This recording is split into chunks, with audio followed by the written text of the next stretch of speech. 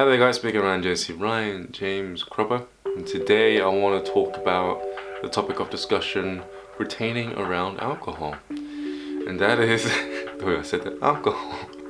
That is it really bad for you in terms of, can you use it whilst on a spiritual journey? Does it hinder your spiritual progression? A lot of people also want to know if marijuana is the same thing, Mary Jane.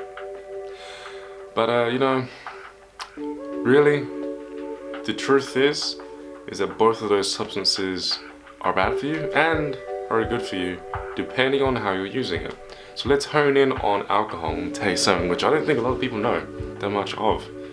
And from what I've heard, those who have heard of it being said before have heard of what I'm about to say in this video being said by their elders and just brushing it off. Something that their mothers used to say. But those of you who have seen my my Facebook live broadcast whilst I was off during my manifestation in Florida, I would have already discussed this. So if you're watching this again, that's cool. It's possibly because you want to know a bit more information on it. Who knows? I might actually end up giving you a bit more info because this is unscripted. And maybe you just need a refresher. Alcohol. Let's start off with what everyone already knows. Yes, it damages brain cells and can kill brain cells, leading to memory loss. And it can bring out the worst in people. More on that later. And it also dehydrates you, which is why you need to drink a lot in the morning. And even when you're throwing up, people will often suggest to you to drink a lot of fluids because you're dehydrated. Yeah. That's not to say that you're supposed to be drinking Coca-Cola or any kind of fizzy beverage after your night out. Now, let's look at the benefits. Let's look at why you should use it, not the benefits. I don't want to make this I want to make it more of I want to give you something you don't often hear about. Because you all know I tend to do things in regards to my health, mainly fasting, right? Well, you see, alcohol is a distilled substance. You either take fruit or you take wheat, barley, rye, stuff like that, and you ferment it over and over again, and then you're left with vodka, or gin in some cases, depending on the process in which you're doing it. Now, grammatical significances aside, vodka, because it's distilled, is very, very alkaline. It has a dissolving aspect to it. It dissolves things. It's a cleaning agent in a sense, just like vinegar, apple cider vinegar and some other vinegary substrates that you can extract from ferments. These have a tendency to dissolve mucus within the body, to dissolve calcium deposits that have built up over the joint or the bone itself, or have lodged themselves within your pineal gland and other organs of your body. And really, in all honesty, alcohol is very strong when it comes to the list of things that you could be putting into your body to dissolve these things. Calcium deposits, fat deposits, anything that shouldn't be in the body because it's foreign to the body. You could also go the route of using specific oils, like turpentine, pure turpentine, to dissolve certain inorganic things within your body, things that you've breathed in through the air and so forth. But alcohol, the reason why it's so significant above all the rest is because of what it does with the liquids in your body. It completely destabilizes liquids within your body. It pulls out so many of the dead, I guess you'd call them sachets, of water stores within specific organs. Your entire body isn't just one pool of liquid, and of this pool your organs are sharing everything. It's not like that. The water is meticulously separated within your vehicle, and your body is deliberately designed to take higher qualities of water for specific organs such as your brain and your heart and liver and kidneys.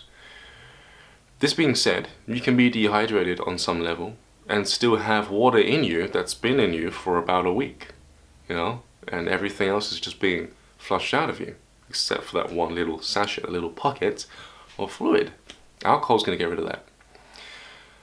Why would you want to get rid of it? Okay, it sounds kind of dangerous.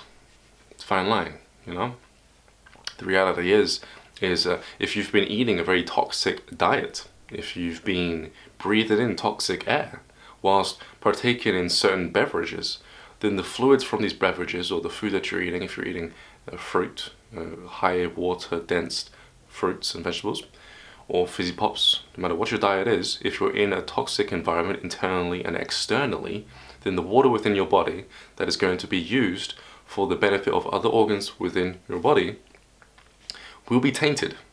Which means that these little pockets of stored water will have toxins within them and you need to flush them out. Now, most people decide to do dry fasts. I like to do dry fasts where you don't eat or drink anything for a while. This will balance out your water levels and really help detoxify the deep water within the body. We call it deep water within the fasting community.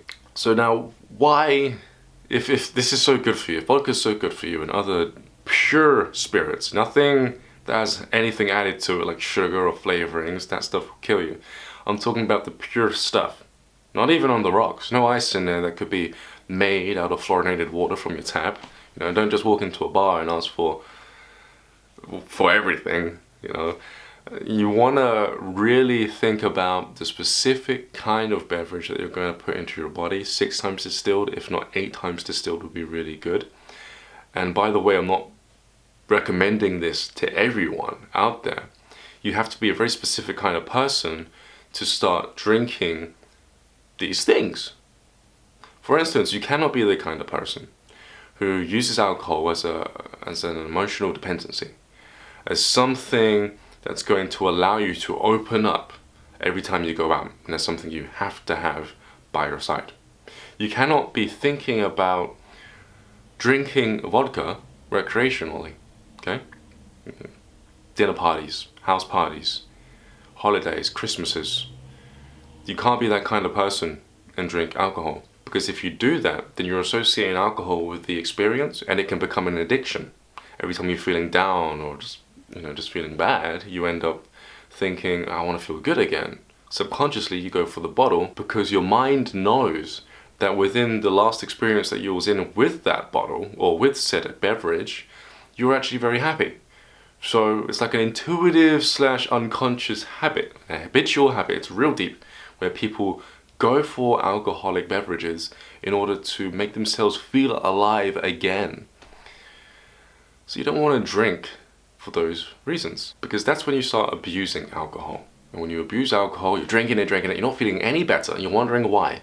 And then you keep drinking more and more and more, and you're still in this confused state. That then leads to you drinking excessive amounts, which then causes the damage to your body. Furthermore, the reason as to why you're hearing a lot of negative press in regards to alcoholism is because of the alcohol's association to liver disease. You know, backed up livers. Now, the liver, it's a beautiful, huge organ. You can cut away 70% of it and it will grow back. It's crazy healthy. Yeah, liver. It's got the word live in there. It's really important. This organ is used for filtering out alongside the kidneys, but mainly your blood and everything else. It usually goes through the liver first. Yeah? This includes any fatty deposits in your food, any oils that have a very, very high melting point. When you're frying food, okay, let's just go back before the fatty liver. When you fry the food, you're heating the oil up and the fat so high that it starts to melt. Your body cannot reach those temperatures, so it re-solidifies, you see? And then that leads into the liver being clogged up. Now, alcohol dissolves this, remember? People eat fatty foods before they go out, during, and after. So they're eating a bunch of steak and a bacon and a bunch of other stuff. They're drinking alcohol with that, maybe some beers and stuff like that, because any alcoholic beverage will have a tendency to speed up the detoxifying process in the body, because it is somewhat a fermented substance. And then they go out and just strictly drink and dance, and they're moving around, exercising, getting the blood flowing, filling their body with this fluid, which is moving all the fatty deposits around. The liver's like, what's going on here? Why am I being forced to detox so much? And then people go out, they go to the kebab vans, they go to McDonald's, which is open 24/7, Chipotle and other places like that are open all night. And then they eat even more fatty fried food. The liver goes on overboard. Now it's beyond stressed. and it's completely backed up, yeah, then it loses its ability to actually function. Now you're getting into the diseased state where it starts to just degrade and just fail on you. Liver disease. So, this gets me into the kind of person who should be drinking alcohol, if they choose to. These people are people who do not eat any of those foods.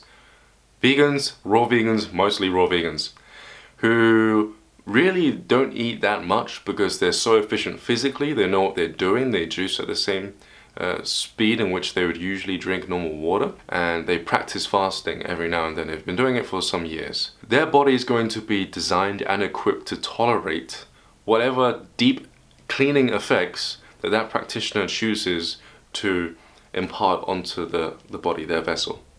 So once you get to a point where you're fasting and you're cleaning and you're getting really, really deep, you've gotten past all these little deep nitty-gritty barriers which would otherwise kill people if they were detoxed too fast. You've done it slowly, you've done it properly, and you're getting really, really clean. You have no emotional ties to alcohol. You can go out, you can dance, you're fine, you're happy without alcohol. You can make conversation without alcohol. You're so happy in your life, you're pretty much drunk already, you know? You're drunk off life. You've got a really clean diet. And your liver's perfect health. And you just want to kind of speed things up. You would drink a shot of vodka, maybe in the morning, during an exercise, during a workout. You would drink vodka coming off the end of your fast, you know, just to really give it a little boost. You drink vodka maybe after doing a series of enemas, you know. If you're really hydrated in that sense, you want to start shifting around some fluids. The practitioner who drinks vodka, who fasts and does all this stuff, is a master when it comes to studying and manipulating their own biological chemistry. They are no rookie, okay? They're no noob. They've been doing this for a very long time, otherwise they wouldn't be going near the vodka, okay? So these are the people who should be using it. If you're fasting and you're getting really healthy and you're thinking about upping your game, I would say look into it a bit more first. Do I still drink vodka? When I say still drink vodka, people think, okay, still drink for the reasons that they still drink vodka. You know, because back in the day I used to drink vodka for specific reasons, those reasons being the majority of the reasons that everyone else drinks vodka. So if I was to say, do I still drink vodka? Really what I'd be saying is, using a trigger word still, am I still using it for the same purposes that I used to use it for within the past? No. I got through my addiction and everything because I was addicted to it somewhat. Wasn't, you know what, a tiny bit if I was down. But then I'd instantly stop because my dad had a history with alcohol. I didn't want to become him. So I wasn't like crazy addicted to it.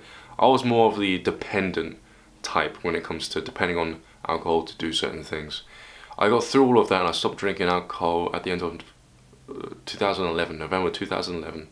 And the last time I drank it was at a festival at that time, where there was a fun fair in the middle, surrounded by 6 raves within 6 big buildings and nightclubs. And that was the last time I drank alcohol, for those reasons. And then I went sober from 2011 all the way up until 2017 last month. Last month I decided to do it for cleansing purposes. That was when I was in Florida and I was doing the talk over on Ryan Crover's Friends, where I was live briefly. That's not something that you should expect all the time. I was with a friend who was constantly making it a habit to go live every now and then, randomly, which was pretty cool. So I'm Ryan Jesse, Ryan James Crover. If you want to go tune into that social media platform, you can. It's Ryan Crover's Friends over on Facebook. This has been Your Potential. I'll speak to you pretty soon. Peace. I almost forgot to mention one other thing. So comfortable. Alcohol is also very spiritual in a very obvious sense. It has the ability to speed up your garbage, okay? Your emotional stuff that's suppressed within your subconscious mind, within your being.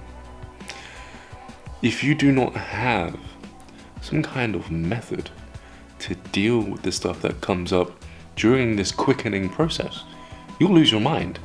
And that's when you get people running around drunk, swearing at each other, crying, having fits of laughter, and then just complete sorrow. It's because they do not have the methods, the adequate methods, to deal with the stuff that comes up. Now, a practitioner of meditation, an advanced practitioner of meditation, knows this, and they may take the vodka or whatever alcohol out there deliberately to speed up this quickening effect of the psyche, so that they can process out the dormant stuff, the deep stuff. But somebody who practices meditation doesn't always have to rely on it, pretty much shouldn't have to rely on it, because they have other methods. So yeah, see you soon.